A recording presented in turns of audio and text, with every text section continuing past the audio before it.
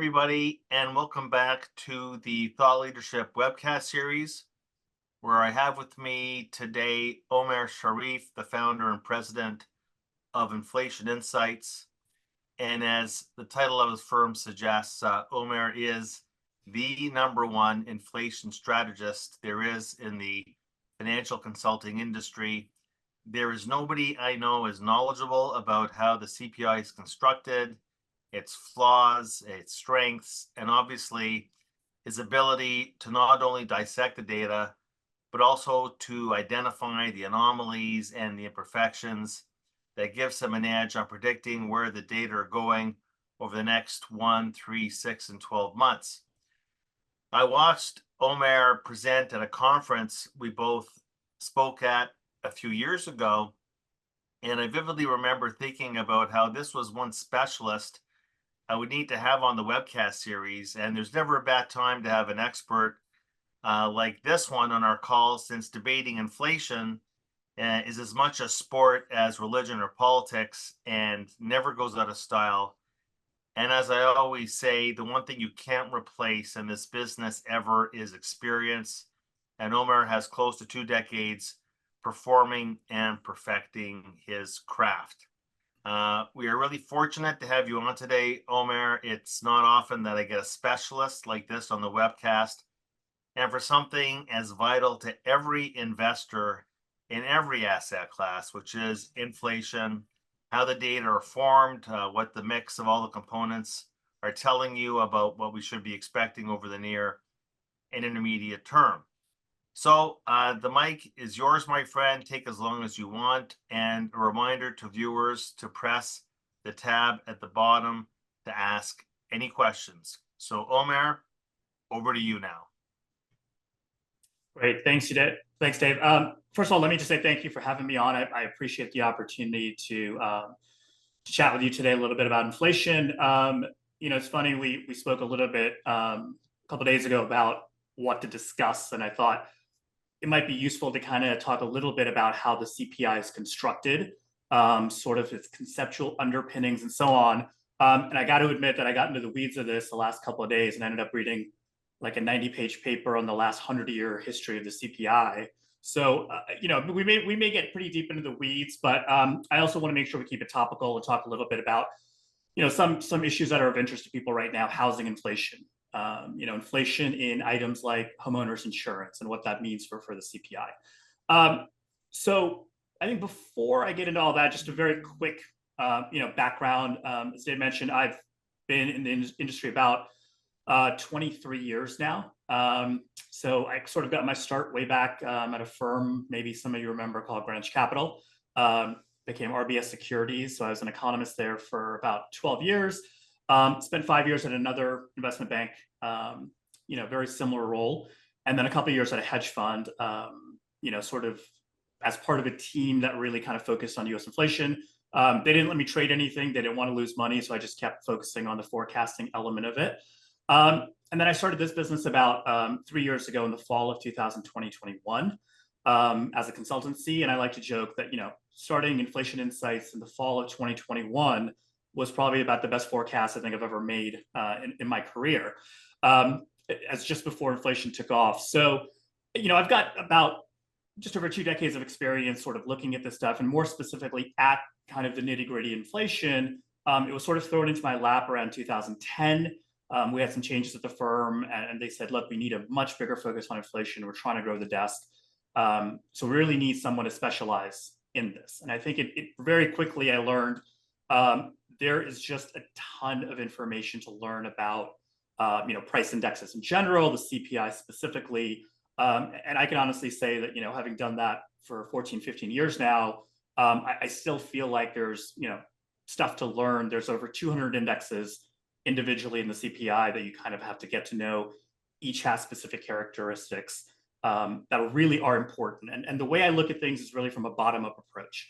So try to forecast the individual items like, price of used cars and airfares and so on, and aggregate up from there. Because I think in my experience, and this is my view, and I've had this view for the last 15 years, is when you kind of understand the weeds of the data, how it's collected, seasonal adjustment, how it's put together, a lot of times it can give you an edge in the forecast over the next, over the near term, let's say the next 3 months, 6 months, because there are certain quirks in the data that you can sort of capture when you have a pretty deep knowledge of kind of what's happening. So with that said, I think what I'll start by doing here is just sort of focusing a little bit on the conceptual framework. So hopefully, Dave, are you guys able to see this? You have a slide? I don't see a slide if you have it up. Okay. Now we're getting somewhere. Yeah, it's up. Okay, great. So let's backtrack here. So the place where I want to start was sort of the conceptual framework of the CPI before we get into the nitty gritty of the index construction and housing and all that. And the reason for this is that most people sort of tend to skip over this part. And to me, it's really very fundamental in understanding a lot of the decisions and a lot of the criticism that gets levied at the CPI tends to be because people sort of have an idea of what it should be measuring and what it should be doing. And really, you have to kind of start at the basic building blocks of what is it that we're trying to capture and what is the framework in which we think about decisions that are made about how to measure prices. And so the CPI is basically what's known as a conditional cost of living index. So a true cost of living index basically is saying, there's a basket of goods you consume in a base period. The prices of that basket change, let's say the next month, and you're trying to keep the consumer's level of satisfaction or standard of living constant over time. Now, obviously, there's no direct way to measure standard of living or the level of satisfaction of the consumer. So the best we can kind of hope to do is approximate that. And so that's fundamentally what the CPI is hoping to do, is since we can't capture that level of satisfaction, what we can say is, since you consume that basket of goods in the base period, we can at the very least keep measuring how that basket is changing. So we're still at your original standard of living. So in a sense, it's sort of like an upper bound on that measure. But this idea of a cost of living, this is what underpins the entire framework of the CPI. So what is the cost at today's prices of this market basket of goods consumed in the prior month or the prior year in some base period? This is an approach that's been in the CPI since at least 1960 or 1961. It was thought of even prior to that, but it was more sort of formally introduced, I would say, with the Stigler Committee report back in 1961. So this is something that's been around, for going on about 60, 65 plus years now in terms of the conceptual framework. The reason it's also important is because everything that the BLS does in terms of thinking about, what items should we put in the index? How should we measure the price? What is the item actually itself? Is it the consumption element, the investment element? What is it we're trying to capture? All of those decisions, which feed into the operational decisions of how to measure prices, all of that comes back to the cost of living index framework. And in fact, the CPI originally, way back in the day, was actually called the cost of living index from about, I think, World War I roughly to 1945. But it was sort of confusing people with this concept of, we're not really measuring the cost of living. So 45, they ended up changing the name. It's kind of a mouthful, the CPI for moderate income families in large cities. Eventually ended up becoming the CPI just to kind of, tamp down on the confusion it was causing. I'm not going to go over all of this, but this is one of these, papers that I was reading the last couple of days that covered the history of, conceptual underpinnings of the CPI. And really goes back, reviews about 100 years of the theory and kind of the practical elements of constructing the CPI and this cost of living approach. And just a couple of things I've put in bold here that I'll highlight. Again, this idea that it provides a unifying framework for consistent decision making when you have to make operational decisions about what the index is going to do, what you're trying to measure. The COLI, the cost of living index approach, provides that. As they note, it provides guidance about how to handle issues, like when the quality of an item changes over time. And it also sort of provides, helps to resolve these issues in terms of the methodology. So this is really kind of fundamentally what we're trying to think about is this cost of living approach. We're trying to measure, the average change in prices of this fixed market basket, but we want to focus on the consumption element, the out-of-pocket cost to the consumer. And all of this is, again, under this COLI framework. So some fallout from the framework, in terms of what it means for how we measure prices. We are measuring consumer goods and services prices only. So that fundamentally limits what the CPI can cover. Right. So, for example, investments are excluded, stocks, bonds, none of that is included in the index. But things like interest costs, finance charges, if you have an auto loan, your mortgage interest costs, that is also excluded from the CPI under this framework. That's been one of the criticisms of the index last couple of years, is that it's not really fully capturing the cost to consumer, because obviously with the rates as high as they were, finance charges were much higher. People were paying more in mortgage interest. That cost isn't directly captured in the CPI, fundamentally because it's not treated as a consumption good. We also want to measure the change in the price of a constant quality item over time. So this is something very fundamental to the CPI that I think people tend to miss, is that if the price is changing, we have to make sure it's changing for some fundamental reason and not because the item itself has changed somehow.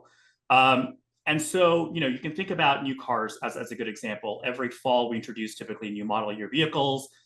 So right now, we'll start, rolling into model year 2025.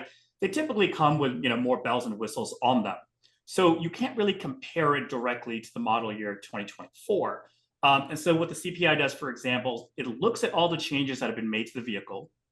It directly from the manufacturer gets the cost of those changes and then adds them back into the 2024 model, so that you're basically comparing apples to apples. Otherwise, the price change could be reflecting a whole host of different things rather than something fundamental in the item itself. So quality control is hugely important. I'll show you a slide in a second about that. But another thing that's come up the last couple of years is the concept of shrinkflation, right? You go out, you buy a bag of chips, suddenly, the bag has only got half as many chips in it as it used to. All of these other sort of indexes that are out there in the world that purport to do a better job than CPI, as far as I know, none of them are really quality adjusted. And shrinkflation is a good example. The BLS will actually capture the shrinkflation idea, because for something like a bag of chips or a bar of chocolate, it's all done by weight. So if the weight of the item goes down because, let's say, there are fewer chips in the bag, they will treat that as a price increase because you're getting less bang for your buck, right? So that's actually taken care of in the CPI, whereas a lot of other, inflation indexes that are out there typically are not quality adjusting for changes in the product. I should also note the quality adjustments basically on the consumer durable side. So we're looking at things like cars, electronics, appliances. And it also involves the use of what are popularly called hedonic adjustments. This is also a huge source of criticism in the CPI. People tend to think hedonic adjustments just go one way. They always lower the cost of the item. And in fact, a study, I think in 2022, found that over the course of looking at the various adjustments that are made, first of all, they're made to a small slice of the CPI. It's not really widespread. It impacts things like apparel prices. For housing, it actually raises the cost of rent a little bit because of the adjustment that they make. But people tend to say this always lowers the price. And what they ended up finding in 2022 was the sum of all the hedonic adjustments they were making added, very, very fractionally in positive ways to the CPI. But I'm talking less than a, 1/100th of a percentage point. So really fractional changes. So always a source of kind of debate among people with hedonic adjustments. But the bottom line is they ultimately are not really having a huge impact on measured inflation. I want to just quickly get back to the constant quality and this idea of characteristics. So, and Dave might remember this slide from a couple of years ago. I used it at the presentation. And I want to try to pick an item that was, something very basic that people can think about.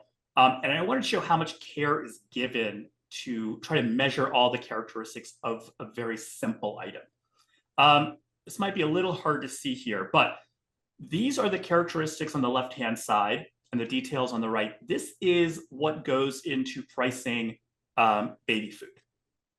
baby formula. So all of these characteristics, is it formula? Is it snack, juice, powder, liquid, milk-based formula, soy-based formula? If any one of these changes from one month to the next month, they have to figure out how they're going to price it. So because now the item has shifted just a little bit from what they were pricing previously. So for something as simple as baby food, where you would think it's very straightforward just to go into the store, scan it, you've got your brand name and so on, and you just collect the prices, a ton of care is taken to measure all the characteristics of even something simple as this. So you can imagine how much deeper it goes when you're talking about items like cars or service things like travel. So a lot of care is taken to make sure that they understand the characteristics of the item. So having that little bit of background, let's just figure out like what is actually in this index. So each month, the BLS is collecting about 100,000 individual price quotes. They're collected for goods and services. You've got about 243 what are called basic indexes. This is sort of the lowest level of aggregation that's publicly available to us. Although there are hundreds more what are called elementary level, which are sort of the building blocks of these basic indexes. And the CPI is split up into 75 sort of urban areas, which aggregate up into about 32 major basic areas. So 243 indexes, 32 areas, you've got just around 8,000 item area combinations in the CPI. So this is a pretty vast undertaking in terms of data collection. But everything aggregates up into about 8 major groups, which you're all probably familiar with. You got food and beverages, housing, medical care, and so on. One interesting thing to note is that some things are priced every single month. Food, energy, rent is priced every month in all 75 MSAs. New York, Chicago, LA are priced, everything is priced every month in those 3 cities. But outside of the food, fuel, rent, and a couple other small things, there are groups of cities that are priced bi-monthly. So there, along with New York, Chicago, LA, in January, there'll be a grouping of cities that are priced. And when you get to February, it'll be a different grouping along with New York, Chicago, LA. And then in March, the initial Jan set will come back. So they're priced every other month. This can actually impact certain things like when you have large price movements and say things like airfares. What you tend to get is this echo effect in the CPI. So if airfares go up a lot or down a lot, when you go to price the next month, you're sort of coming over that month to capture the price change in this other set of cities that was last priced 2 months ago. So you kind of have this echo effect in certain components of the CPI, which sort of help you in the forecasting process when you understand that a lot of stuff is priced bi-monthly. Separately, you've got a housing survey, which is used to collect rent from about 50,000 individual units. These are broken into 6 different panels. Each panel's got about 8,000 units in it or so, and it's priced twice a year at a 6-month interval. So you'll price something in January, you'll come back to those units in July, February, August, and so on. And that's done sort of separately in the housing survey. And just just quickly, out of interest, yeah. how many people are in the field at the BLS running around collecting all this information every month? Yeah, that's a good question. There's a later slide. I don't have the exact number of what are called the economic assistants who are in the field doing this. The total number of employees at the BLS is around, I think, 2,100 or so. But that includes, all occupations. I would imagine it's got to be a couple hundred people because you are talking about 75 different pricing areas. And for something like food, you're usually going into the grocery store with a scanner and collecting the price. So I'm sure there's a lot of boots on the ground. But I will say, because of COVID, a little bit more has shifted into online data collection. And I'll show you that a little bit later. But yeah, I would imagine it's got to be a couple hundred folks who are, out there actually with a scanner and calling people and going into brick and mortar and collecting those sorts of prices. Just a very quick example here of what aggregation looks like in the CPI. Because I mentioned we're always starting with the building blocks called these elementary level indexes. So they don't publish these, but those sort of aggregate up into what are called the basic indexes. So here we're looking at one of the major 8 groups called other goods and services. You'll see it on the top left side there, the other goods and services in kind of the light blue. It splits into 2 indexes. On your right is the green one, personal care. That has sub-indexes for miscellaneous personal goods, miscellaneous services, which include things like, legal services, funeral expenses, dry cleaning, personal care, haircuts, going to the nail salon, that kind of stuff. And then separately on the left side, you've got tobacco, which has its own categories. So all of these, you're collecting data on all of these, individual basic items, which are then aggregating up in, a level up. In this case, you're looking at 1, 2, 3 levels until you get to the major group. This is actually the only aggregation tree that I could fit onto a slide. The others are much, much bigger and larger. You can imagine medical care and things like that. But this is just to kind of give you a basic sense of how these things are aggregated up. And, So, one of the Omair, things, just a question back at that on the previous slide, if you don't mind. Like I look at some of the stuff, say like haircuts, okay? Yeah. Like I'll notice these things are moving around on a monthly basis, the CPI, but I know in the real world, like my barber might adjust his prices like every 2 or 3 years, right? You go to legal services, lawyer charges $800 an hour. Yeah. That normally changes over a period of years. So how does it bounce around in the CPI? How does that happen? Because these things typically are pretty flat for long periods of time. Yeah. So, for when you get down into these smaller indexes, we're talking about much smaller sample sizes. So I mentioned housing, each month on a panel, you have 8,000 rents that are in there. When you start getting into these smaller indexes like legal services or like haircuts, you might have an index that only has, 50 to 70 or 100 quotes in it to begin with anyway. And quite frankly, you may not be able to collect some of them. And if you don't, the rest of the index gets imputed by the prices you do collect. So you can end up having these movements that honestly are a little bit of a function of the response rate in the index. So, you may end up capturing, somebody maybe hasn't changed their price on legal services, let's say for 6 months.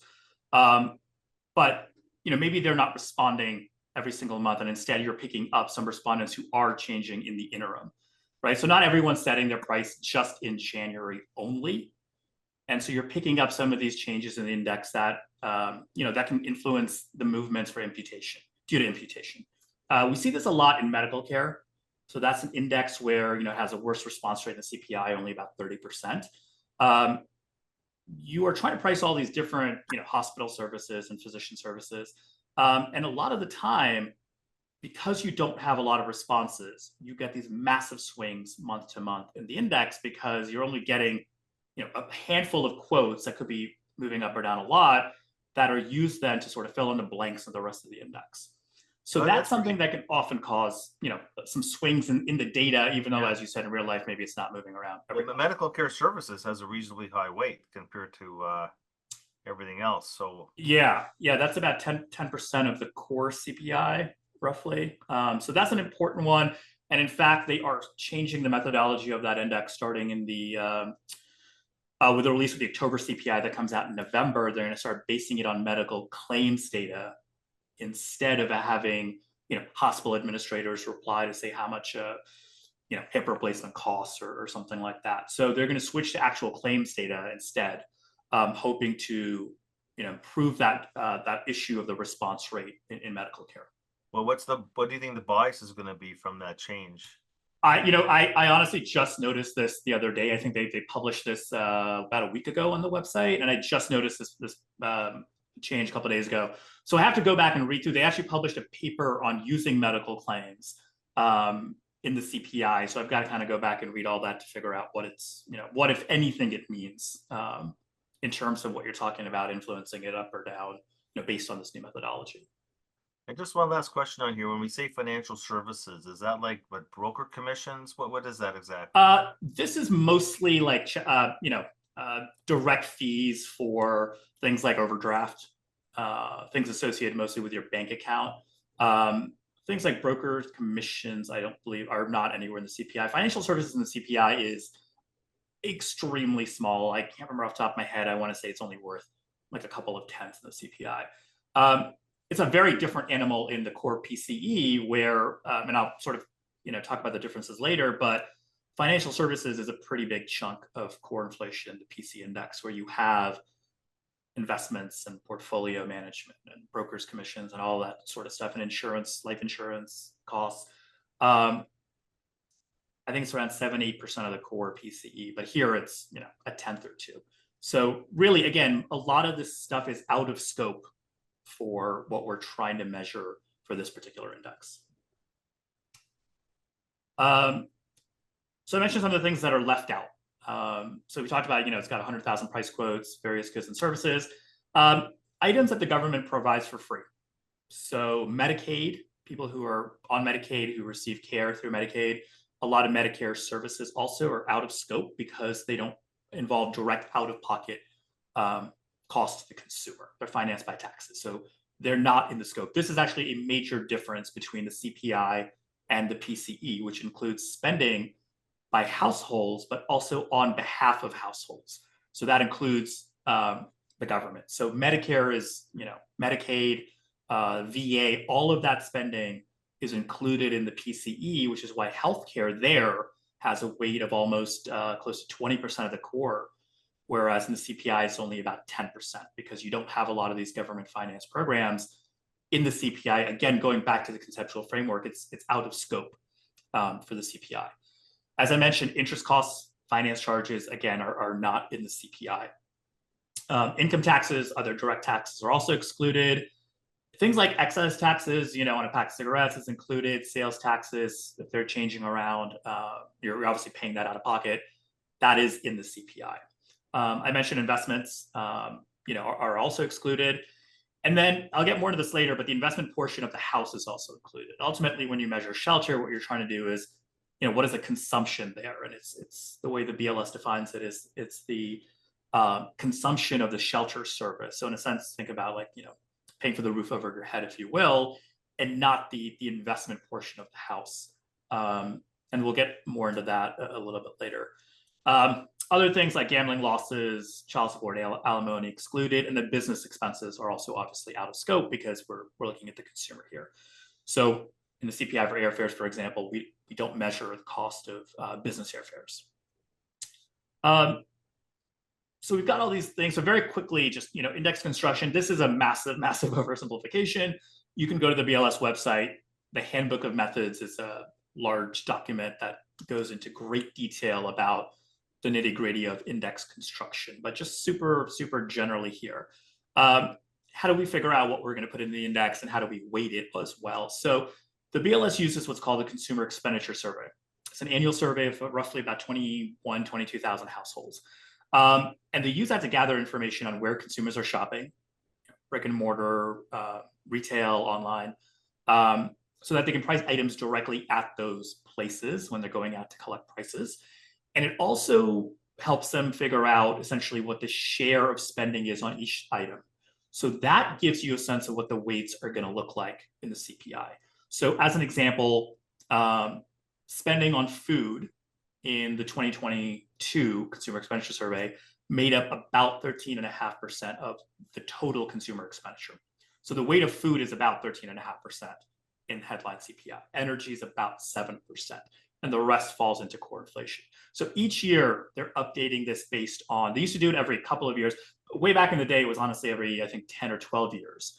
So they've gotten much, much better about updating these weights much, much quicker. And a couple of years ago, they switched to doing it annually. So at the end of this year, for the December 2024 report, we'll get the latest weights that reflect spending in 2023. And that always ends up kind of shifting, the weights around a little bit based on consumption patterns. So the fact that they do this every year has been a huge improvement in making it, more current, reflecting more current consumer spending patterns. But that CE survey is pretty fundamental. Tells them where to go to look for prices, and it allows them to calculate the weight of the item in the index. Skip over the example here, but basically this was just talking about how data collectors actually select the items.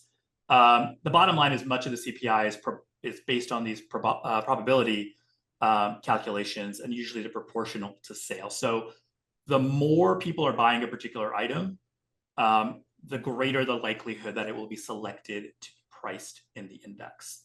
For something like airfares, it's, the probability is proportional to the passenger count. So the more popular a route is, like New York, LA, let's say, the greater the likelihood that it's going to be selected to be priced in the index. How is the data collected? I mentioned a lot of it is in person. About 56% of all prices right now are collected in person. This actually used to be significantly higher before COVID. I think it was way up in the 70s. Obviously, COVID shifted a lot of things where the BLS was not able to send people, into brick and mortar stores. They are slowly kind of getting back to that. About a year ago, this number was closer, I think, to 45%. But right now, about 56% of all prices are collected in person. 37% of quotes are online, and this varies a lot by item. So if you think about airfares, 100% of that entire index is priced online. So once you've got the routes, you've got the carriers, you just go to Delta or American or United and go to their website, JetBlue, and price the route that you're looking for. So everything is online for that particular index. Others have very little online presence. And then on the phone, you've got about 7% of the quotes. The online proportion, it's worth mentioning, it also includes a lot of recent changes the BLS has made to the methodology. So something like car prices. They used to go to dealers and figure out what was selling, get the selling prices for those vehicles and try to price that month after month. They'd have to sort of change that as different units were selling. They've completely kind of revamped all of that. Now they get their data directly and they're purchasing directly from JD Power, which is, sort of the behemoth in the car market in terms of data analytics. So they are looking at all the information contained with, matching the VIN of the vehicle. So they know what kind of vehicle is selling each month. So they can do sort of a matched model of if you bought the cars that are selling this month and also selling the next month, you can kind of match them up, look at the characteristics, the model years, things like that, and come up with a price change. So they've really improved in terms of the methodology of pricing these, new cars and used cars relative to what they were doing 10 years ago. And some of those changes for new cars were made in April 2022. Used cars was, I think, 2018. They changed to, gas prices were also kind of going to stations, calling stations to get the cost of a gallon of gasoline. Now it's all directly from Gas Buddy. So they just get a file with millions of prices, from Gas Buddy that they kind of fit into the structure of their CPI. And that's what they're collecting now every month. So one thing I want to make sure I note is that the CPI is always kind of a work in progress. There are flaws, there are things they could do better, but they're also, you kind of have to remember they're working under their own, constraints of, budget, manpower, computing power, all of these things.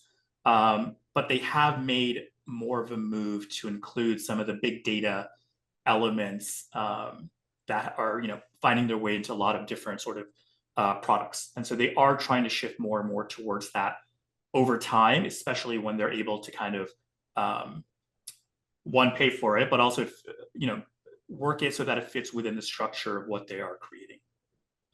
So that's basically most of the indexes in the CPI. But they're, the two unique ones are rent and what's known as owner's equivalent rent. So the rent index I mentioned, 50,000 units, you've got the 6 panels priced every 6 months. Obviously, leases do not change that frequently, right? 1-year leases typically are the standard in the US. And so collecting them at 6-month intervals is sort of an efficient way to do it in the CPI. But I think the important thing that people have to recognize with this 6-month issue, which I think sometimes confuses people, is every single panel is actually geographically representative of the United States as a whole. So the units in panel 1 are not going to be the same as the units in panel 2, but it's not like panel 1 is, the Northeast and panel 2 is the Southeast. They're all spread out geographically to be representative of the whole country. And quite often, the units in panel 1 and panel 2 could be a couple of streets apart at most, right? So a lot of care is taken to make sure that geographically, since rental inflation is all about location, that you've got units in these different panels that are in the same location. So even if, let's say the panel 1 that's priced in Jan and July, unit doesn't change price until somewhere in the middle, so you don't capture it until July. If that area is experiencing, let's say rental inflation, high rental inflation, a unit price in February might also pick it up.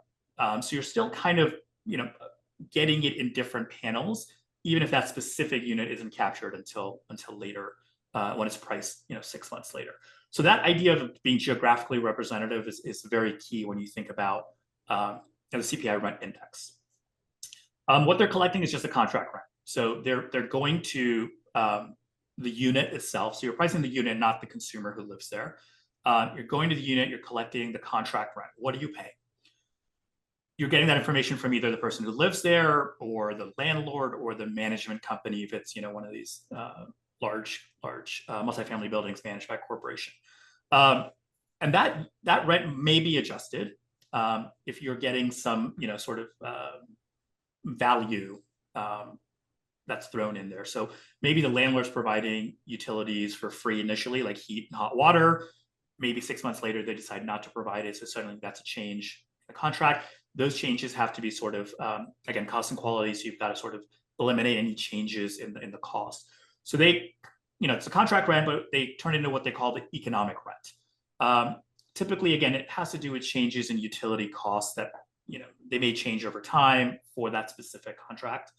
It could be in-kind payments. If there's a small mom and pop operation, it's only 1 or 2 units, they may say, hey, shovel a sidewalk during the winter, you'll get $50 off the rent. Those sorts of things are adjusted in the economic rent. Each unit has a weight that is assigned to it, and that weight is basically based on the expenditure on that unit relative to the total expenditure of all the units that are in that particular area. This is, when I say all the units, that's for both renters, the expenditure of the renters and the expenditure of the owners as well in that area. And obviously, since you were talking about 6 month price changes, what we're looking at is, so the 1 month change is the sixth root of the 6 month price change. That's what you get when you get the 1 month change, because again, you're looking over 6 month horizons for this. So that's a rent index. It's again just a little special relative to all the various other goods and services indexes in the CPI. And this is just kind of showing you this type of structures that are in the index and owners compared to renters versus what is in the CPI. So you can see here that the table on the left, typically, for single family units, owners are, 92% of them are in these single family units, mostly detached, about 86%. Renters, still 45% of renters are in single family units. 30% are in detached, standalone housing. Whereas renters make up about 51% of them are in multifamily. So how does that compare to what's actually in the CPI? What's in the CPI is on the right side, the housing survey you see there.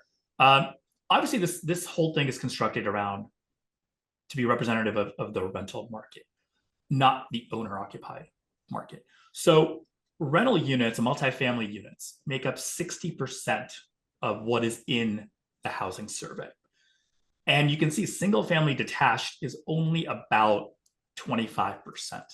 So historically, there's been this problem in the CPI of, we're not really capturing as much of what owner-occupied units are doing when we calculate the owner's equivalent rent index.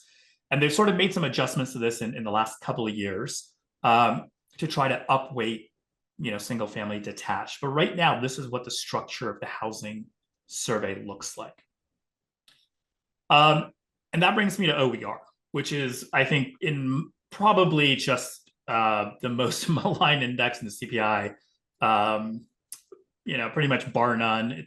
Someone's been screaming about it in the 20 years I've been looking at it at one point or another. And so what exactly is it? First, what we're trying to do, or what the BLS is trying to do, is again, separate the consumption part of the good from the investment part of the good. So as I mentioned earlier, what you're trying to price is, the shelter service. So essentially, the way I like to think about it anyway is just, the cost of having this roof over your head without any other elements of the home, which are sort of considered investment. This is not a new idea, number one. This is nothing that the BLS did. They made this change in 1983. This was recommended as far back as 1961. And at the time, BLS statisticians had written papers about wanting to switch to this rental equivalence method. Mainly for the main reason is because it fit very neatly into this conceptual framework of cost of living, separating, measuring only the consumption element. And what they were actually doing in the 60s and 70s was what is known as a user cost approach. So they measured what a lot of people would prefer, I think, that they do now, which is include the mortgage interest cost, include property taxes, maintenance fees, things like that. They ran into a lot of problems with that. Again, not just from the conceptual framework, but even practically implementing it. So you go back to the 70s and the inflation at that point, when interest rates were hiked significantly, housing inflation was actually putting upward pressure on overall inflation because the mortgage interest part of that was included in the calculation. And not only were mortgage rates climbing very significantly along with overall rates when rates are hiked, but it also had a really large weight in the owner-occupied housing calculation. So it wasn't just the purchase price of the house, it was that mortgage interest. And that, I can't remember off the top of my head, but I want to say it was something like 30-35% of the weight was just the mortgage interest. So not only did it have a heavy weight, but it was climbing significantly at this time. So it was having this sort of perverse effect of the Fed spiking rates to cool the economy off, and one part of it is actually causing that to boost inflation, which is the mortgage interest element of it. So that was causing some confusing signals with what was actually happening with underlying inflation. So that was one kind of consideration about changing this back in the late 70s. Another was also that they were just using 30-year fixed mortgage rates because that's what had sort of been the dominant product. And as that was changing, they started running into problems where now you had mortgages of different terms, different lengths, variable rates, and so on. So the methodology needed an overhaul, regardless of whether you wanted to stick with user cost or not. And then the user cost itself had some other elements where you've got to add, depreciation and other things into it, which they were not doing anyway to begin with. So conceptually, it made much more sense for them to switch this rental equivalence method, which they had been talking about for 20 years before they actually ended up doing it. But I think it's worth noting that as maligned as it is, right? Because ultimately what you're doing is saying, what is the implicit cost to you of not renting out your house? So if you did rent it out, you could get this rental income, but you're not, and you're opting to live in it. So that loss, that opportunity cost, that's what we're trying to measure in rental equivalence. That's the cost of having that roof over your head, if you will. And obviously, it's an imputed cost. There's no market price for this. No one pays this. And that's usually sort of the biggest criticism of this. But I think it's important to know there's no correct way to measure owner-occupied housing. You can go around the world and look at how everybody else does it. US approach is rental equivalence. That's also the approach taken in Japan and Mexico. There's a user cost approach, which is in Canada. There's a partial user cost approach in Canada. The acquisitions approach, Australia, or you could just sort of wave your hands and say, this is pretty hard, we're just going to leave it out, which is what the European HICP does.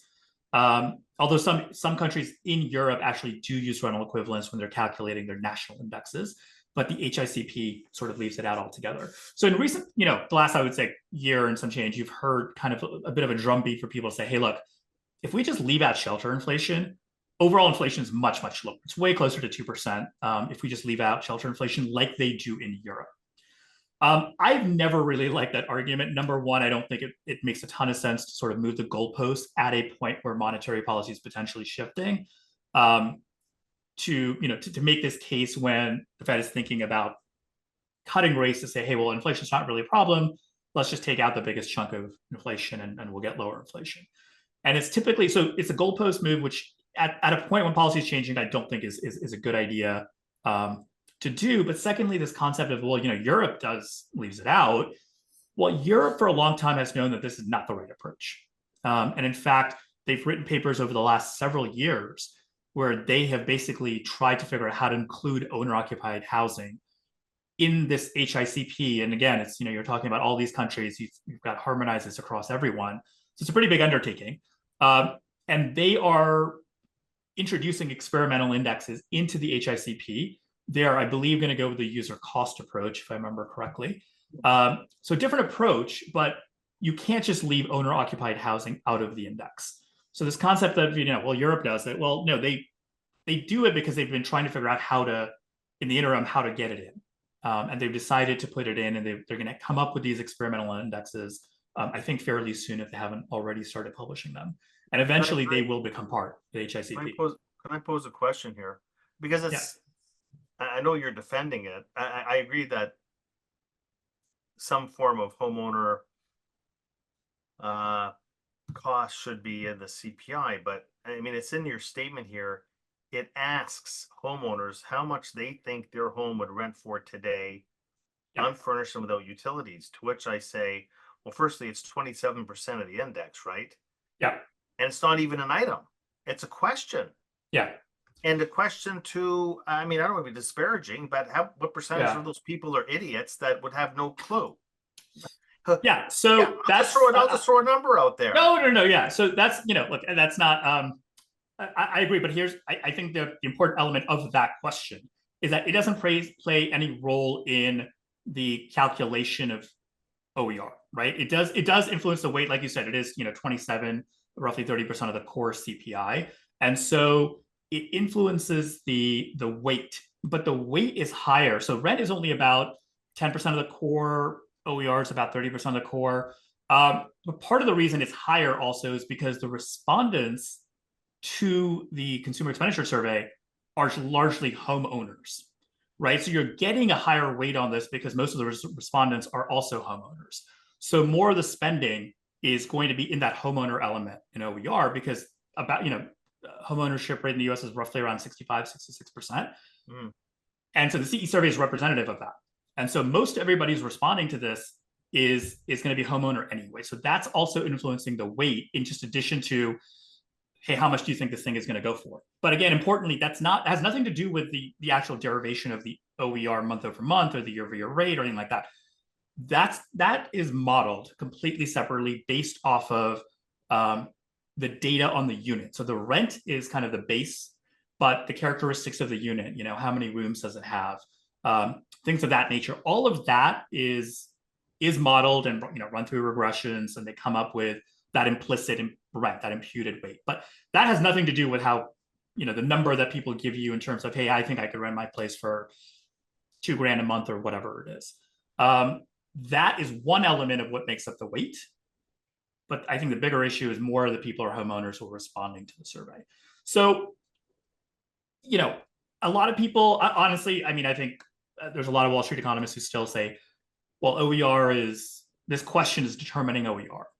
And it's not determining that, the price element of it, which is just all sort of modeled. It's really determining the weight element. But even then, it's only part of that weight equation. So the expenditures are, as I mentioned, they're modeled by the BLS. A lot of this is basically just based on modeling, regressions, taking that rent for the unit. And that unit, by the way, that rental unit is serving as the base for the rent, the contract rent, or the economic rent that's used in the CPI rent index. And then it's also being used to come up with, the OER, that imputed rent. So it actually has two different weights, depending on the index you're looking at. If you're looking at rent, that unit has this given weight based on its share of total spending, renter and owner spending, in the rent index. And that weight could be totally different in the OER index, because those shares are changing, based on that implicit rent that's calculated. But that rental unit is serving basically two purposes.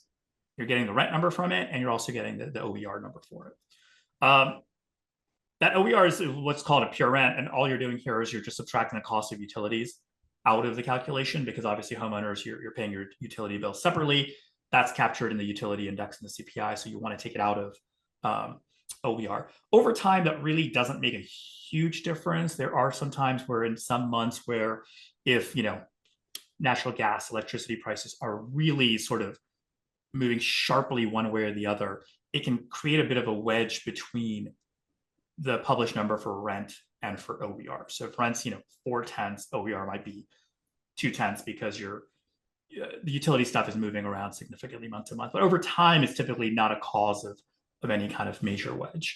Can I just ask a question? Yeah. It sounds so convoluted. It's like how they do non-farm payrolls. They have to do another model called birth death and convolute it with maybe good intentions. But yeah, here you're saying we're running regressions, right? It's not a, then it's not really, there's just so much guesswork that's going in there. It's not really pure at all. It's basically model driven. I mean, why doesn't the BLS, there's a sample of homeowners in the United States that rent out part of their house, right? They rent out. So why would their user, why would my assumption of what I'll rent out my house for myself be different than what I already rented out? Like, that data already exists. So why do they convolute it? So I think there's probably a couple of reasons. One of them would be that the CPI housing survey, as I mentioned at the beginning, is constructed to be representative of the rental market in the United States. So when you look at other things like Zillow, CoreLogic, Apartment List, there's a lot of data out there. And actually, the BLS has looked previously, I think, at CoreLogic specifically, and looked at whether they could use the rents calculated from CoreLogic to either, essentially replace the rent index or kind of supplement it somehow. And ultimately, what they found is a lot of these indexes are just not representative of the housing structure in the US. So the housing market is reflected by the CPI, it's reflected by another survey, the American Community Survey, but it's not reflected by a lot of these private market type measures like Zillow and CoreLogic. So I think that's one element of it, is you want an index that's representative of the structure of the economy, the housing market in the US, and these other indexes are not constructed in that same manner. And honestly, I think the other reason is, it's just my opinion, but I think it's sort of the operational limitations of, whether it's budget constraints, whether it's having the manpower to sort of undertake this. I suspect some of that also probably plays a role in implementing something like that. Now, again, they have looked at this stuff over time, and there's nothing to say that 5 years from now we won't have a rent index or an OER index that is actually materially different than what we have now, because ultimately what they're always tweaking all of the indexes to try to make them timelier, to try to be more reflective of market prices as opposed to imputed prices. And I think they were able to find a data set that they think is representative, is operational, fits into kind of the structure of the CPI, the cost of living framework and all that. Then I think they'll make that change. And again, you've seen them do that with new cars and used cars, and you've seen them do that with gas prices and other things. So, it may be a slow grind to get there, but I wouldn't be at all surprised if it happened over time. But I know the things they've looked at so far don't kind of really fit the bill for what they're trying to do with in terms of publishing rent and OER. Yeah, I just want to say, because there's more stuff we want to cover, but yeah, everything's quality adjusted, square foot adjusted.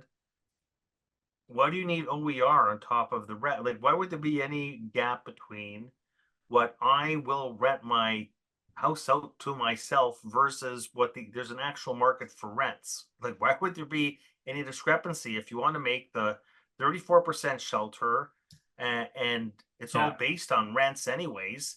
Why convolute it? I mean, it's difficult enough to find the right rental index, and then you double up on it by models and regressions. That there should not be any gap between what I rent my house out to myself, benchmarked against around the corner, a unit, similar unit, quality adjusted, is being rented out. The market's already there for that. Yeah, I think typically there isn't really much of a gap. In fact, it's like, if you look at this top slide, the year-over-year change in rent and OER tends to be pretty similar. And so there isn't really historically a huge gap. The gaps, when they do exist, tend to be a little bit more for technical reasons, like differences in weights of the individual units. So unit has a specific weight in rent, but it has a different weight in OER. That can cause some gaps month to month, and maybe for 6 months to a year. that can cause some changes. The utility adjustment that they make to OER, because homeowners are paying utilities separately, and you want to strip that cost out. When that cost is moving a lot, that can cause a gap between rent and OER. So I would say the wedge tends to be a little bit more for technical reasons, but not really any fundamental reasons. Again, like you see it here, it's mostly running at roughly the same rate as the rent index. So, I think you're right in the sense that that market exists, and that's essentially what you're trying to capture. And the fact that they move so much in sync, suggests that it is at least working in the way that you presented, which is you would want it to basically match what those units are being rented out for in the actual marketplace. Look, again, like I think people are either understand it and realize, okay, this is what they're trying to do, and this is what what we have in terms of shelter inflation. And the people who want to improve upon it by going to Zillow or CoreLogic and so on. But again, I think fundamentally all of this stuff has to fit within the framework. It has to fit within, this concept of it has to be representative of the housing market. So I don't, it's not like this stuff. I mean, I remember back in early 2000s, when Bill Gross would be on CNBC all the time and just saying, this whole OER stuff is a sham, and it wasn't picking up the huge increase we were seeing at the time in Case-Shiller home prices. So there's just no end to the criticism of this. And it's not that the BLS hasn't tried to look at other alternative approaches. I mean, I think they're consistently always doing that. It's that they haven't found a better alternative to it yet, or a way to implement that in the CPI. In fact, just last year, it's either late last year, early this year, we actually presented, there was a Committee of National Statistics presented a huge review of the CPI. And basically they said, look, there's some things you can do to improve. For the most part, they said rental equivalence is kind of the best we've got. So I know we're running out of time. I just want to quickly go over a few things. That's a lot of the CPI construction and so on. This is sort of what's happening today. And I want to cover quickly the shelter inflation element of it.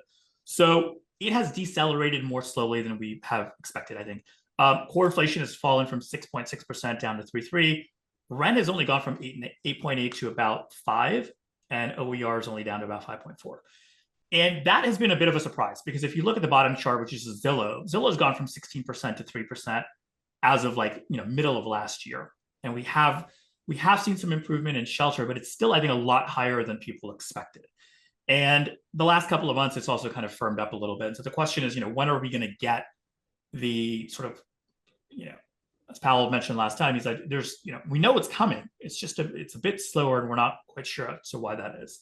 But I think if you look at some other alternative indexes, it's pretty clear we are going to get more disinflation in this index.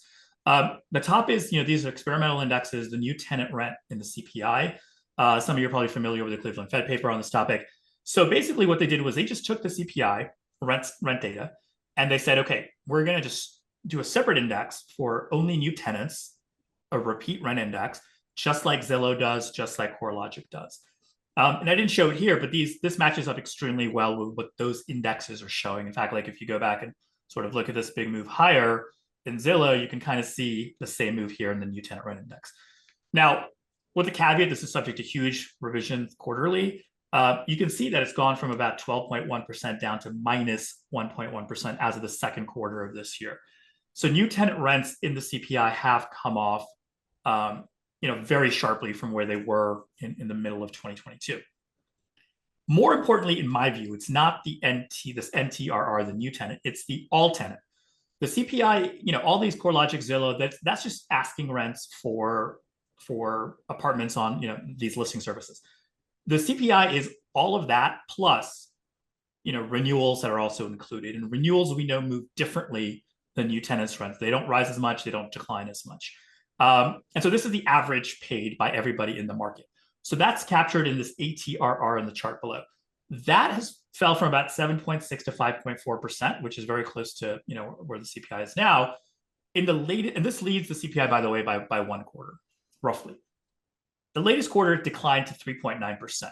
So we are, at this point, pretty rapidly approaching kind of where we were pre-COVID, which for this index was around 3.5%. For the CPI rent index, it was a little bit closer to about 3.5 to 4%. And we're at 5 now. So the most important thing about these indexes, the NTRR, the ATR, this is the actual CPI microdata. So this is what we get in the rent index every single month. They're just basically taking that raw data, repackaging it into a slightly different way of presenting it by doing this repeat methodology. And this is what we're getting, which is, hey, new tenant rents have behaved just like they do in Zillow and CoreLogic, and they've declined significantly. And the all tenant rent index, which is basically the closest thing we have to the CPI, leads the CPI by a quarter, has decelerated pretty sharply. And here's a better chart here, the relationship. So the ATRR with a 1 quarter lead in the blue, year-over-year rates, CPI rent index. So you can see that they move closely together, right? You can, and right now, this is the most recent print for the 4% drop to the ATRR. So that suggests we should get a pretty rapid deceleration coming in the CPI rent index. And here at the bottom, all I'm doing is just a quick scatter here of the quarter over quarter changes in this year-over-year rate. So, if I'm going from 6% to 4%, that's a 2 percentage point decline quarter over quarter on the year-over-year rate. So I want to track that against what the CPI is doing up here. So you can see some of these changes. Q1, the ATRR rate declined by almost a full percentage point. The CPI also quarter over quarter year-over-year rate fell by a full percentage point. Q3 23, these big changes are typically correlated well with big drops in the CPI rate as well.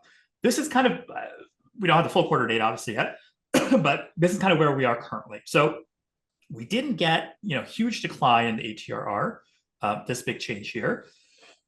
Excuse me, we didn't get as big of a drop as you would have thought in the CPI yet. But there are some slight variations in how to calculate this. So I wouldn't be at all surprised if more of that shows up in the fourth quarter. But that is a big test for this ATRR, is if we get this in September, October, then I think you ought to see a much steeper deceleration in the CPI rent index. Can I ask a question? Yeah. If you're going down 2 percentage points, so what are you talking about? Like 0.6 to 0.7% percentage point subtraction from the rate of growth of the of the headline inflation rate. Yes. So basically what I'm saying is that the inflation rate for shelter, and I'll just use shelter loosely here to say both, it's 5 here for rent, 5.4 for OER, just call it 5%, should have slowed down this quarter or will slow down to about 4%. So that 1 percentage point drop ought to cut about 40 bips. Okay. Off the core rate, or 43 bips off the core rate, which is currently 3.2%. So that alone should get you down to about, call it about 280-ish, 275, 280, just based off of this change in the next few months. So it's not like next year. I'm in my mind, I'm surprised it actually honestly hasn't fallen more. Maybe we'll get some of that in SEP. Is that the core rate you're saying, or the headline? Because well, I'm just looking at both rent and OER is like 34%, I think, of the total, right? Yes, sorry. I typically tend to talk more about core than headline, but the impact on core should be greater than 40 basis points, no? So CPI, rent, and owner's equivalent rent together make up about 43% of the core CPI. Yeah. So what I would be looking for is about a 1 percentage point. This dot I figured would be a little bit more closer to on this line, so about a 1 percentage point change in the year-over-year rate. So we'd slow from about 5% to 4%. So that 1 percentage point should be worth about 43 bips. So we should go from 3.2 to like 275-ish, 280 maybe on core. So that's something that I was expecting, honestly, much more in the third quarter, because if I go back to the changes that we got, in Q1 and Q2, they were almost exactly with sort of what I would have forecasted, just using as my only input being this all tenant repeat rent index with a 1 quarter lead. So I'm a little surprised it hasn't dropped a little bit more, but like I said, the next couple of months, I expect that it should show up in the CPI. So that's to me, that's that. You're making just one other point that viewers might want to hear, is that what's caused the slower progress is the fact that we have percentage weighting of new leases that are deflating in the index, and we're still very slowly working off the backlog of the much higher leases that were taken on in years past. Correct? Yeah, some of what we're seeing, there's very, very new research on this that's just kind of come out in the last couple of weeks. The idea is that in any given month in the CPI, roughly about 15% of leases are new leases that are rolling over. And about 15% of them are renewals that are also, changing. And the other 70% are people who are still in the same lease, so there basically is no real price change.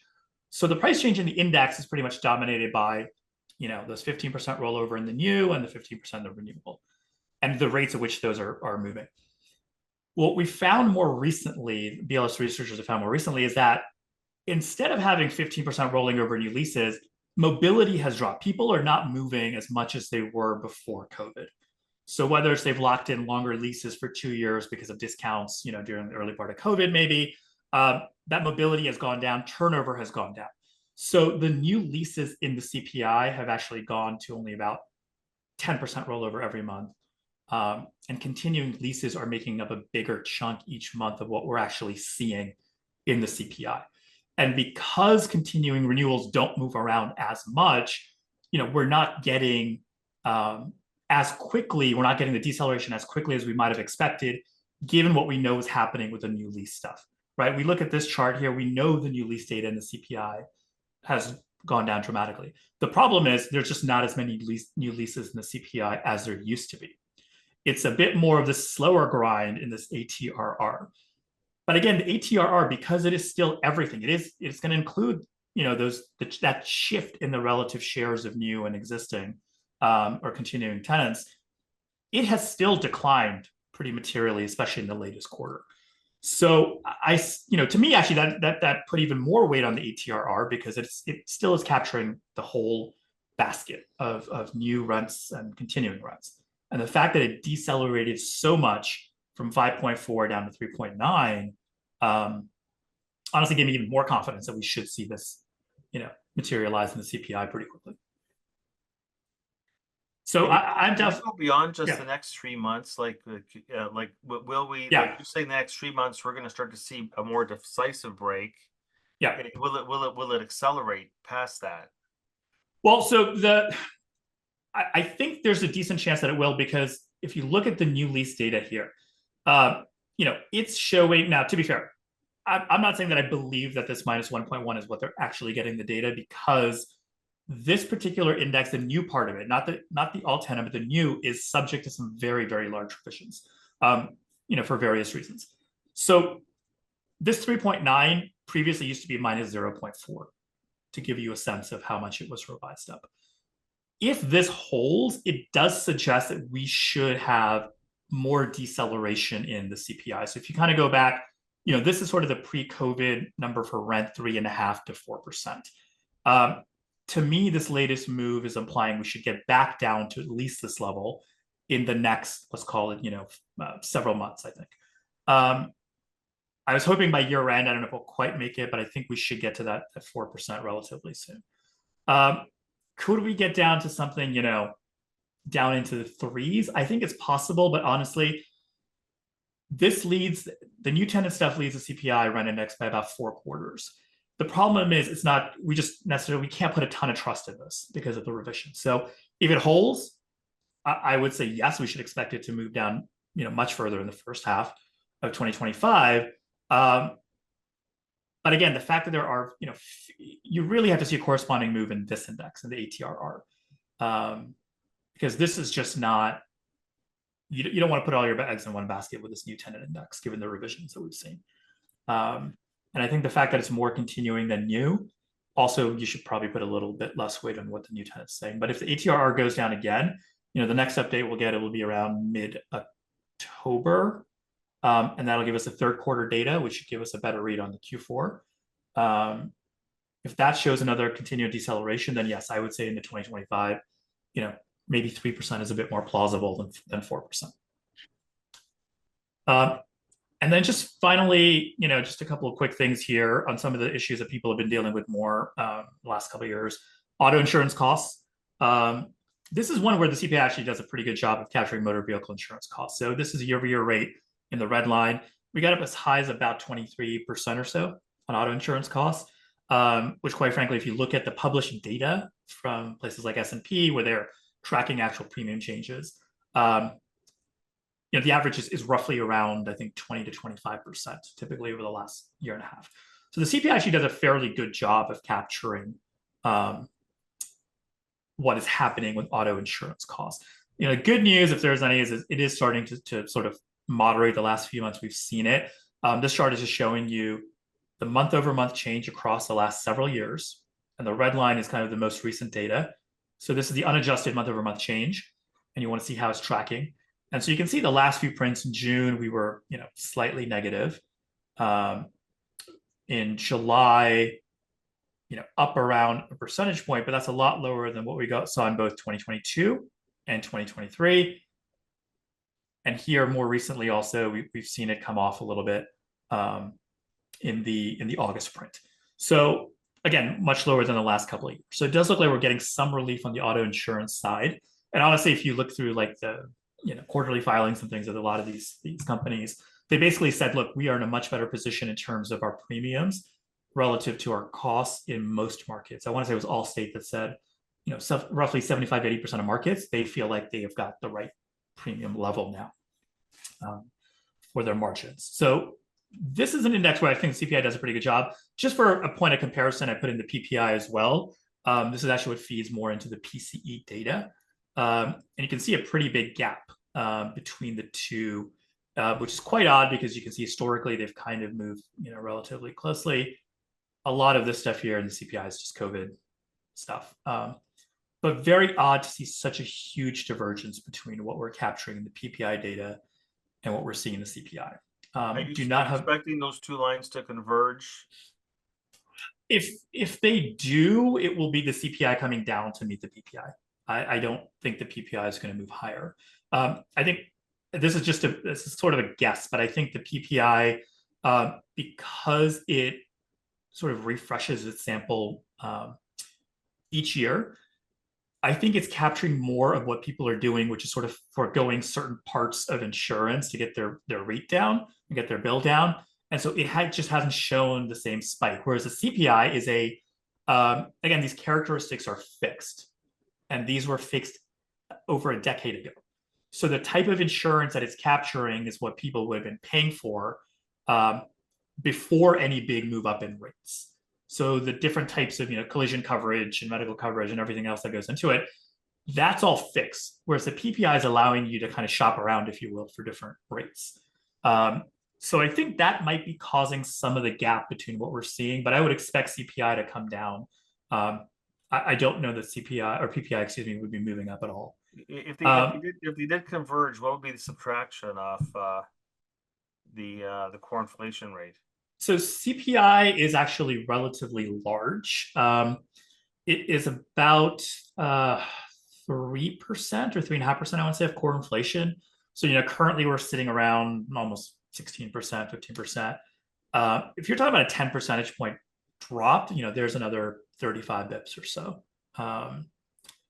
If we get down to this sort of 5% rate at some point in 25, it probably is not going to be the balance of this year, but at some point, we're in that business where the assumptions always drive the conclusions. So, yeah, I mean, if we're able to get down to the PPI rate, and again, you can see we are the last few months, and again, let's be a little cautious here, but the last few months, we're tracking well below. The 23 is this purple line up here. These are the NSA changes that we got last year.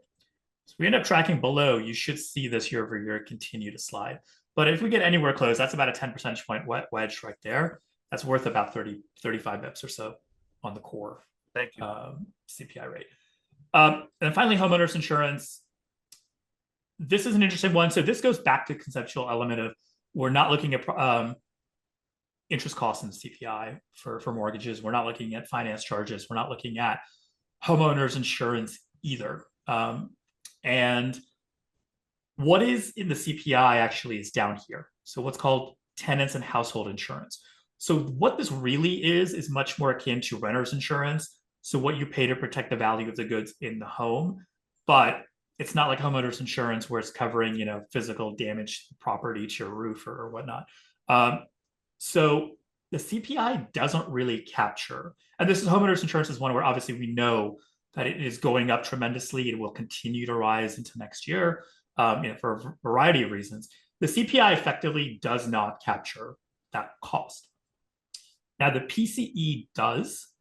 This red line is the PCE for net household insurance. And the PPI, again, very weird divergence. The PPI data here is really the source data for the red line. And you can see over time, almost they're virtually identical up until this point around late 2023, where you just get this huge gap. Best guess here is that what we'll end up seeing is potentially the PCE stuff revised higher. The way that, and we'll see some of this honestly tomorrow in the GDP revisions, but there's different cycles for when revisions happen for the BLS and the BEA, which does the PCE index. So sometimes you have the PPI is open for 4 months. So if I publish an index in September in the PPI, it's not a final index until October, November, December, January. Sorry, October, November, December. Yeah, January is when that September index will actually be finalized. At some point, the BEA cannot go back as far as September. You can only go as far as October. So you miss these quarter and monthly changes. And my guess is that might have something to do with it, in which case you would probably expect PCE to get revised up. Just given this, this relationship, it's bizarre that it wouldn't be tracking the PPI data higher. The kicker here, though, is even though the PPI and the PC capture homeowners insurance pretty well, it is virtually negligible in terms of the weight. So it really has no effect on PC inflation at all. I think it's worth maybe a tenth of the core. It might even be a little bit less. So it really, this is just a little bit more to highlight that even when you're capturing the price of something, properly or as best as you can, like in homeowners insurance, it may not affect the outcome of what, even though it's hitting you in the wallet at home, we're not really seeing it impact the core inflation data because the weight of it is just so tiny in the PC itself. And whereas in the CPI, because of the scope issue, again, the conceptual framework, we don't really capture it at all. So that's just kind of a walk through some of the, the more recent data on shelter inflation and some of these insurance indexes that I think have just been more, front and center for people, both for market participants, but also just kind of the general public. There's plenty written about insurance costs and what they've done the last couple of years. So I thought it's worthwhile to maybe touch on a little bit of that. And then finally, just very quickly, I'm going to leave you with this, the PC stuff. That's the Fed's preferred measure. It is basically constructed using the series from the CPI and the PPI, right? They feed into, those are the building blocks for the PCE. The major differences between the CPI and the PCE are, number one, the PPI, as I mentioned, is much broader, right? The CPI, we're looking at consumers and what they're spending. The PC is looking at what is also being spent on behalf of consumers. So like, from the federal government.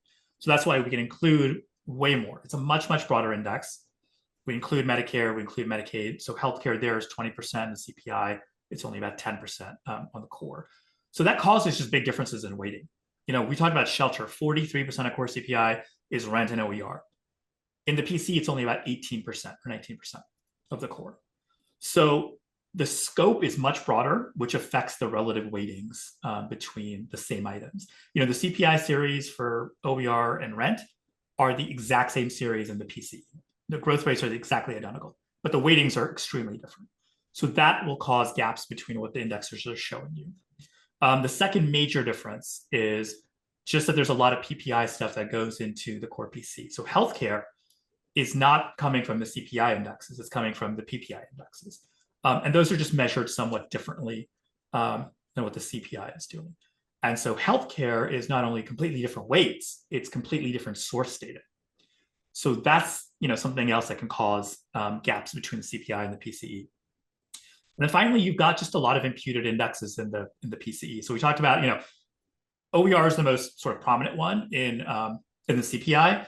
It's also in the PCE, but then the PCE has a whole bunch of other stuff that is also imputed. Spending on behalf of consumers from nonprofit institutions, 3.5% or so of the core PCE, pretty much imputed from a lot of different indexes. A lot of financial services are imputed. Most famous one is probably financial services furnished without payment. So this is kind of the implicit cost, if you will, of banking services that the bank provides you, but they don't charge you for directly. And there's you want to talk about convoluted, there's an extremely convoluted way to back that index out. But it's a big chunk of, the core PC as well. So a lot of this stuff just doesn't exist in the CPI. So because the scopes are different, they're covering different things that affects the weights. Ultimately, there's a gap that exists. Usually, historically, the core PC runs about 30, 40 bips below the CPI in terms of the year-over-year rate. That blew out to over a full percentage point in the last year or so because shelter was pushing the CPI so much higher than the PCE. And now on the way down, it's going to kind of drag it more towards the PC. So we're going to get probably the end of the year back to a spread that's a little bit more, historically, more of a historical spread around 30, 40 bips, I would say, even though it's been so wide. But at the end of the day, we have, as Chair Powell likes to say, it's kind of the totality of the data. And I think whether you're looking at CPI or PCE, they both have shown you a very steady rate of disinflation in the last year and a half. I think if you look at a core PCE, something like 11 of the last 14 months, the annualized rate is about 2%, right? We had a big scare in the first quarter of this year, but beyond that, that's those 3 months. The other 11 months were annualized rate running around 2%. Waller the other day said, hey, the 4-month annualized, if you strip out housing, is about 1%. Again, not a huge fan of sort of moving the goalpost for moving housing, but he could have done that same calculation 70 months ago, and it would have told you kind of the same thing, which is that there's been a lot of deceleration in core inflation. Obviously, now we're seeing it in food. Grocery prices are growing roughly 1% year over year. Energy is negative 10%. So we've seen a lot of improvement. And I think more importantly, it's not just these 6-month annualized rates or year over year rates. The breadth has changed and it's expanded significantly versus the last, let's say, 18 months. So more and more items are seeing, much, much slower or negative price growth relative to where we were. And this is actually something that tipped the Fed off to inflation jumping significantly in 2022 was, that whole distribution of price changes just shifted kind of to the right. If you go back to the monetary policy report, February 2022, I think it was, there was a whole sort of, dialogue, a special box topic about this. And that distribution has begun to shift backwards. So I think that's also giving them a lot of comfort. To me, so inflation being a bit more contained and having that confidence, hey, we're going to get back to 2%, that was obviously a necessary condition to start cutting rates. But I think now what's really driving it is, hey, we've got a much better handle on inflation. Given what we sort of know about shelter, that should act as an anchor on future inflation because we know that it's very likely to come down, highly likely to come down. And now it's just much more about 3-month payrolls are down to 116,000. Hiring rate has come down a lot. The layoff rate is increasing. So I think that is much more of the driving factor of this 50 bips. But if you look forward to November, for example, there's a decent chance, we get the CPI in October, the September data in I think October 11th or 12th. So basically by mid-October, we'll have a really, really good idea of what the September core PCE, which comes out at the end of October, will look like. Obviously, we'll be in the Fed Black Caucus meetings November 1st, but by mid-October, we'll have a pretty good sense of where it stands. And if it ends up being, let's say, high 0.1, low 0.2, like 18, 20 bips, remember that last September, it was 33 bips. So there's a good chance a year-over-year core PCE could fall to as low as 2.5% when that September data is released in mid-September. And they'll very much know that going into that November 1st meeting. So that probably kind of feeds the fire of, hey, they could go another 50 if the labor market data isn't recovering or isn't good, because this will be inflation moving in even more in the right direction and even more confidence that it's kind of should be on the back burner right now. So I think I've gone well over my time. I think So that re- was, reading all these 100 page papers on the history of the CPI probably wasn't a good idea 2 days before doing this. I was going to ask you how, what you do for enjoyment, but I guess you just let the I cat. know. Let's just say this is a one-word answer. Are you in the inflation camp or the disinflation camp? I mean, I'm pretty squarely in the disinflation camp. Okay. And I think that shelter story we talked about, I think that for me, that's the biggest driver for sure. Just given the waiting alone, I mean, it's the biggest driver. Okay. Omair, thanks so much for well, that incredible tutorial. That was the first of a kind on this show, and well done, my friend. Appreciate it. Thank Just you for having me. quickly, can you spend just a couple of minutes telling everybody on the call how they can find you? Sure. Yeah. I mean, honestly, the easiest way is my email, which is listed there. You can go to the website, inflationinsights.net. There's a contact page there as well. And so most everything I do is very sort of near term, 6 months to 12 months, detailed forecasting of the CPI and also the PC deflator. And just, old habits die hard. So I still like to, publish stuff on employment, payrolls, and retail sales and so on. But really, obviously, the focus is kind of the granular nitty gritty and trying to figure out, moments where we could get some surprises in the inflation data that could, really impact kind of the way the inflation market works. Excellent. Well, thanks for that. And again, thanks for your time and your extensive sharing of all that knowledge. For all the viewers, a reminder that the next webcast will take place on October 15th at 4 p.m. I'm going to be hosting Ed Devlin, former bond trading superstar at Merrill Lynch, and then a storied career managing PIMCO's bond funds. And very recently, he set up his own shop in Toronto, Devlin Capital, where he is CEO. And he will guide us as to where he sees the best bond opportunities across the risk spectrum and geographically. So anybody who manages fixed income for a living, I think you really have to dial in for this one, or at least listen to the replay when it comes out. So till then, Omair, thank you very much once again. Thank And you. that concludes today's webcast.